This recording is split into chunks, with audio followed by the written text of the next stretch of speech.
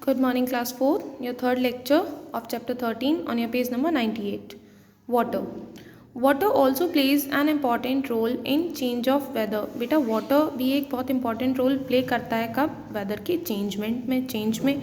You know that water changes its forms on heating and cooling. आप जानते हैं कि जो वाटर है वो हीट होने पर और कूल होने पर अपनी फॉर्म्स को चेंज करता है.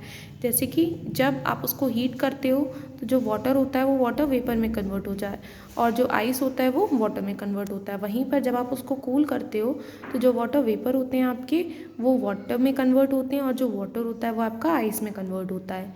In the same way water changes its forms due to heat of the sun in the atmosphere. उसी तरीके से जब जो सन से हीट मिलती है एटमॉस्फेयर में तभी भी वाटर अपनी फॉर्म को चेंज करता है.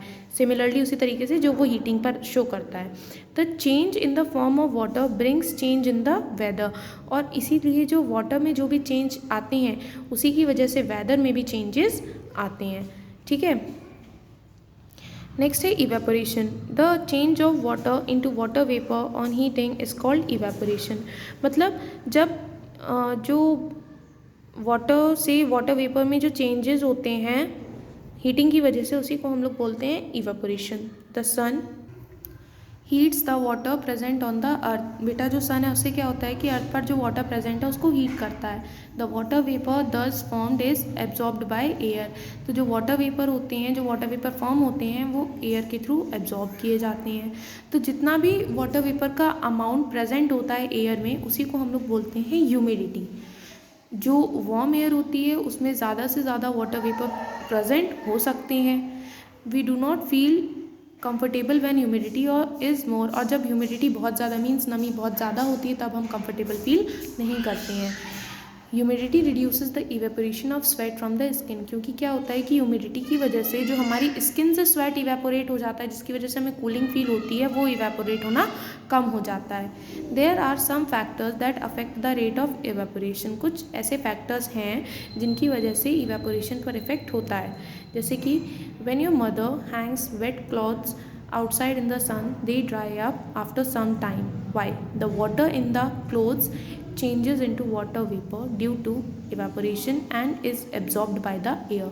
जैसे कि जब आपकी जो मदर हैं जब वो वेट क्लॉथ्स को हैंग करती हैं बाहर सन में तो क्या होता है कि जो क्लोथ्स होते हैं वो कुछ टाइम बाद ड्राई हो जाते हैं. क्यों?